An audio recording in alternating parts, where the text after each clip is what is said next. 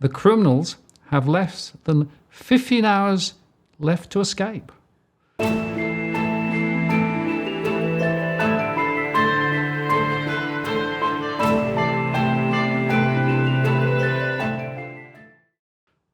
North, John Adams, Interested People. Hello, John. We're back in the studio again. Again, Martin, it has been a whirlwind day. Here we are at 7:30 at night on Wednesday. We recorded a show yesterday. I've been up since 4 a.m. I left Wollongong at 6:30 in the morning to go to Canberra. I have spent the day in Parliament, and I've driven straight from Parliament to here in the studio to reveal the emergency breaking news out of Parliament in 15 hours from now. So this is 7:30 Wednesday night at about 11:30 Thursday morning.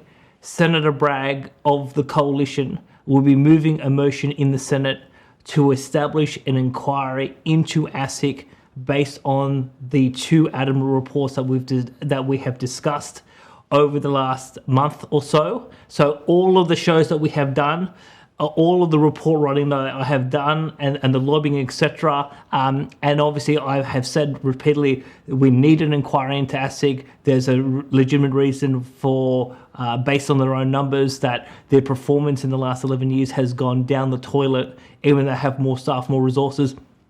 To his credit, and again, I'm not partisan on these issues. Whoever supports good public policy, I will back them. To his credit, as I was driving to Canberra this morning, I received a phone call from Senator Bragg. He said to me that he has placed the motion on the notice paper. So how about we actually put that on the screen? So this is today's Senate notice paper that I picked up from the table office in Parliament. And Senator Bragg has given notice to the Senate that the motion will be moved tomorrow on Thursday. And the motion establishes the inquiry. And now is the ultimate test. So we have heard so many promises from Labor before the election. They kept on saying Morrison voted against the Royal Commission 26 times. The coalition's not serious about white-collar crime. They protect the banks. They're in bed with big business. All of these sort of things. This is coming from Labor. This is coming from the Greens. And tomorrow, I can say for a fact, One Nation and the coalition will vote for this motion, and yet we are still not certain as to what Labor and the Greens will do, and tomorrow is the ultimate test. So the title of the show about the criminals have less than 15 hours. If this motion passes in 15 hours' time and we have an inquiry and we can fix ASIC, well, hopefully the criminals will start going to jail in this country. And it is interesting, isn't it, that it's Labor who's silent on this, you know. The people who, as you say, a few months back were actually very, very vociferous about, look what the other guys did, right? I mean, this is such a critical issue. I don't understand why Labor is just dragging the chain. Well, the thing is that so it seems, and now I have had some back and forth correspondence about what is the right mechanism in order to test ASIC on these issues. Now, the reason why I think a standalone inquiry is critical is that the normal oversight processes of the Parliament, the politicians will only hear from ASIC. In order to independently assess ASIC's performance, the parliamentarians have to hear from the public. So all those no further action complaints, all those no further action whistleblower disclosures, if we get the inquiry tomorrow, those whistleblowers who were not heard by ASIC, those complainants who were not heard, all these rejection rates, those people, those professionals, those lawyers, liquidators, auditors, license holders, they get to provide a submission to Parliament under parliamentary privilege. And this is what's important. Yeah. With parliamentary privilege, you can name whoever the party is. So if ASIC has taken no action against fraudsters or companies engaged in serious misconduct, you can actually either a public submission or a confidential submission, but you can tell Parliament with full legal protection what is the whole truth, and no one can touch you under parliamentary privilege. And this is such a powerful opportunity for our viewers and the public at large to say to Parliament, I went to ASIC on this issue, ASIC did nothing with it.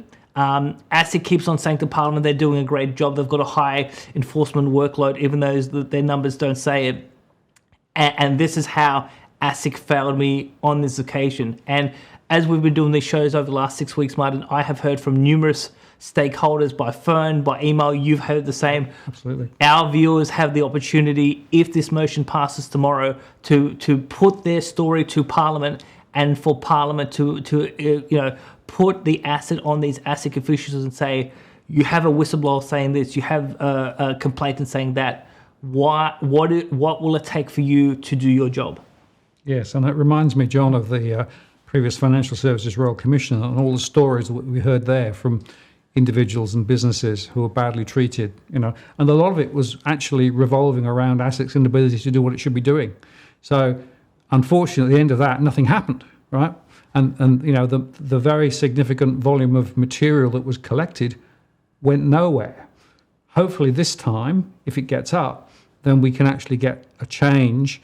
And not only will people be able to articulate their issues, but also we can look for a transformation within the regulatory framework, which is critical, isn't it, for our future? Well, yes, a couple of points of that, Martin. ASIC's performance has declined since the Royal Commission. I think that's critical. Two is that I wasn't involved in the Royal Commission process per se, but I'm involved in this process. So what I can say is that if heads need to roll at ASIC, if we hear horror stories of serious misconduct that was just like it was either neglected or nothing was done, well, we'll be back in the studio calling for people to be sacked at ASIC because they didn't do their job. And again, you cannot have a reasonable financial system if the financial police refuse to investigate, and that's what this inquiry is about. This is why it's so critical. Yep. And I'm fired up. And now, so we're recording just after 7:30 here. By the time we get this up on YouTube, it'll be in a couple of hours' time. So what we need our audience to do, starting at 8:30 Thursday morning, tomorrow morning, every Labor senator, every Green senator, we're going to put a whole bunch of numbers and emails in the YouTube notes. Contact them and tell them that they have. If they have any sense of morality and decency and political and policy credibility, there is no reason to vote against this inquiry. Now, I will say one thing, Martin, is that there has been some concerns expressed by the Greens about the language of the terms of reference. Senator Bragg is very amenable to amendments. We have made representations to various politicians and said, if you have amendments that you wish to propose so that you're happy that this is the right type of inquiry, put that language forward. Now, in the last half an hour, as I spoke to Senator Bragg driving to your house, I asked him point blank, have the Greens come forward with their amendments? And the answer was not yet. So if we get to 11:30 tomorrow morning and the Greens vote against it and they never put any amendments forward, well, they never were serious about tackling financial crime, and all we can say about Labor and all we can say about the Greens is they're the people running a protection racket for the white collar criminals. So tomorrow is the ultimate test as to, are these people serious about fixing this country, or are they just there to collect a paycheck? That's a good question, John. People like Nick McKim, on one hand, is very critical of the way the financial system works. I remember some of his other work on other inquiries. So you would have to say, if they were, half serious or more, they must support this. Indeed. So consider me, Martin. Perhaps the 21st century Moses. I have brought our audience. I have brought the country to the edge of the promised land. Yep. So the promised land is tomorrow. And now it is up to our audience, it is up to the people at large to put the final amount of pressure on the politicians and get them to vote for the Bragg motion it'll be between 11:15 and 12:15 tomorrow morning, Eastern Standard Time in the Federal Parliament. Yeah, well, John, congratulations on getting this far. This is, I feel, as you say, a very critical moment. The promised land is just over there. Fingers crossed, we'll be able to get there. Fingers crossed. In the interest of the people, John, eh? Absolutely. Martin North, John Adams, in the interest of the people. We'll see you next time.